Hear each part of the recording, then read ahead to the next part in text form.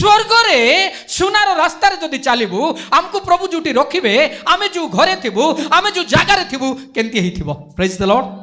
सेथि पई परमेश्वरଙ୍କ निमंते सुसमाचार निमंते आहुरी आमे कोन हेबार अछि करन्ते अंतकिया मंडली कोन थिला लेखा अछि सबु किछि प्रभुଙ୍କ निमंते करिबा पई प्रस्तुत थिले। Praise the Lord. हालेलुया। आउ कोन गुण थिला आसंतु आमने पढ़िबा 11:29 आउ 30 11 पर्वर 29 पद आउ 30 पद पढ़िबा। हाँ प्रत्येक जन अपना शक्ति अनुसार जिहुदा प्रदेश निवासी भाई मानक निमंते साहाय्य प्रेरण करने को कौन कले। Praise the Lord. मु ऑलरेडी अनेक कथा कही सारी अनेक मंडली निमंते आमे सब बेले आमर हस्त खला कर देइछु। Praise the lord. मीटिंग पाई हो चर्च पाई हो सेवा पाई हो आमे देइछु से काम अंतकिया मंडली करूथिला आज आमे मध्य करूछु। Praise the Lord. हालेलुया। एटी कोन लेखा अछि परमेश्वर को वाक्य रे हृदय खली प्रभुंकर सेवा निमंते अन्य मंडली को मध्य आमे कोन करिबा साहाय्य करिबा अन्य मंडलीर विश्वासी पाई आमे प्रार्थना करिबा अन्य मंडलीर विश्वासी को आमे मिसिबा अन्य मंडलीर पालक मानक मध्य मान सम्मान देबा इज्जत देबा से कथा इठी लेखा अछि। अन्य अन्य मंडली को मानक मध्य जेते बेले आवश्यक अछि आमे कोन करिबा साहाय्य किछि आवश्यक अछि आमे साहाय्य करिबा आमे बड़ो भाईर रोल करवार अछि। Praise the Lord. ए मंडली से मंडली Beersheba Philadelphia Shalom New Life Abundant Life Light House Manna church नहीं आमे बड़ो भाईर काम करवार अछि। Praise the Lord. आमे बेले बेले भाबुनी कि आमे आका सब बेले जाउछु सिठी मामू से माने आसु नांती आमे आका जिबार अछि। Praise the Lord. हालेलुया।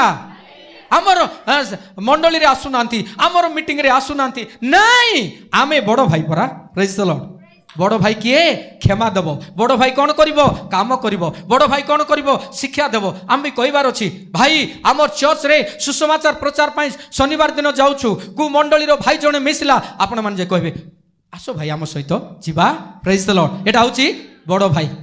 भाई जानिछ आम मंडली रे अन्य चर्च पाई चांदा करिकि पठाउछु आमे सुसमाचार पाई मंडली तैयारी करिया पाई से भाबो अरे एमा तो बढ़िया काम करचंती कौन करिवो आमर असर ताकू मध्य तेबे अंतकिया मंडली गोटे बड़ भाईर काम करूथिला आज आमे मध्य आपण एवं मु बड़ भाईर काम करबार अछि। Praise the Lord. Hallelujah. Jar काम हो जे कोनोसी मंडली हो मु गर्व करू नाही से दिल मते प्रभु देई जानते। Praise the Lord.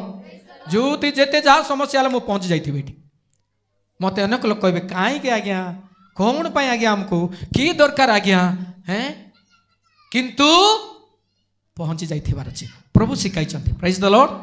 हालेलुया।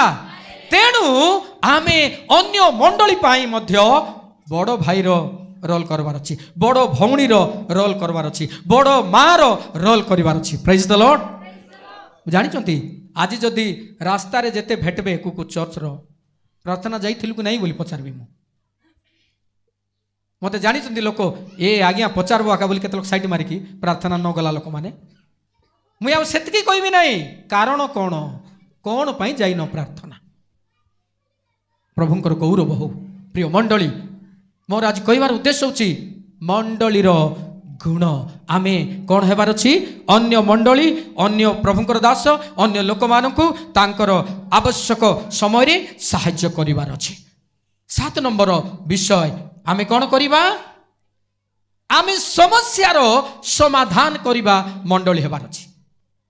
बिगड़ाइबा लोक हेबार नाही बिगड़ाइबा लोक हेबार नाही। 15 पर्वर 2 पद पढ़ंतु प्रेरित 15:2 एतिरे पाउलो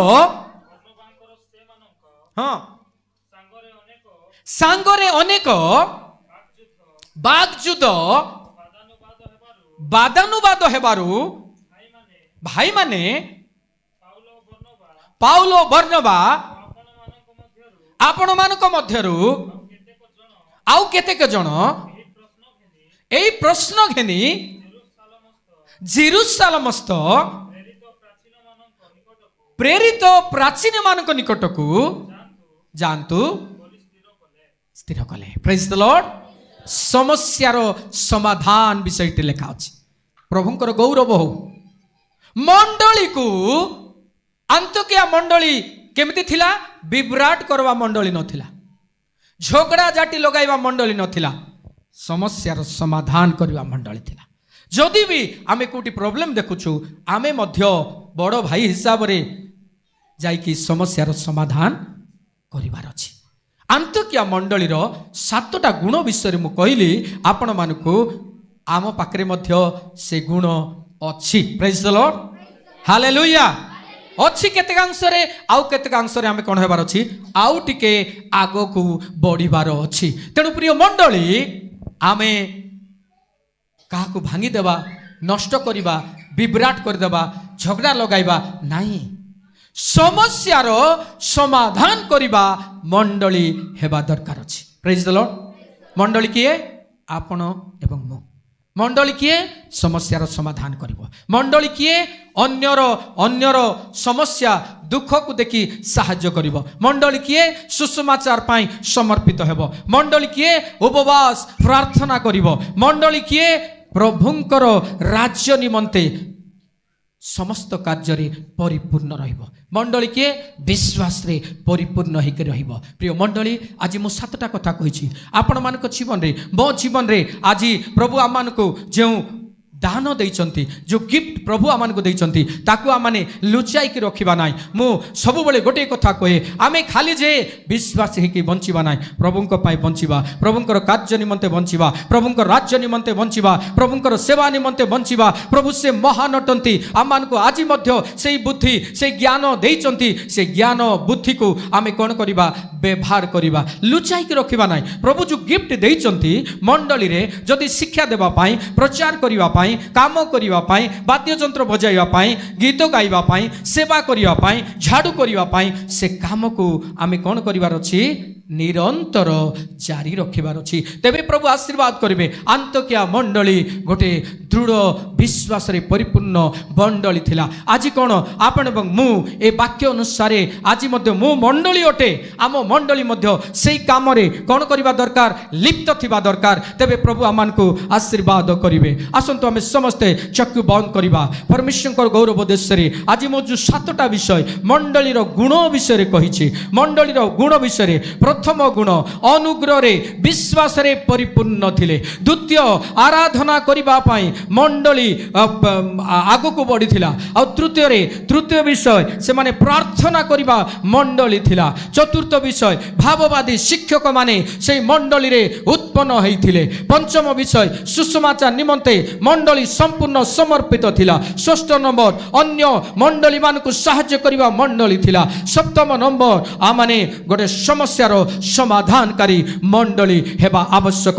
ତେବେ ପରମେଶ୍ୱର ମାନଙ୍କୁ ଆଶୀର୍ବାଦ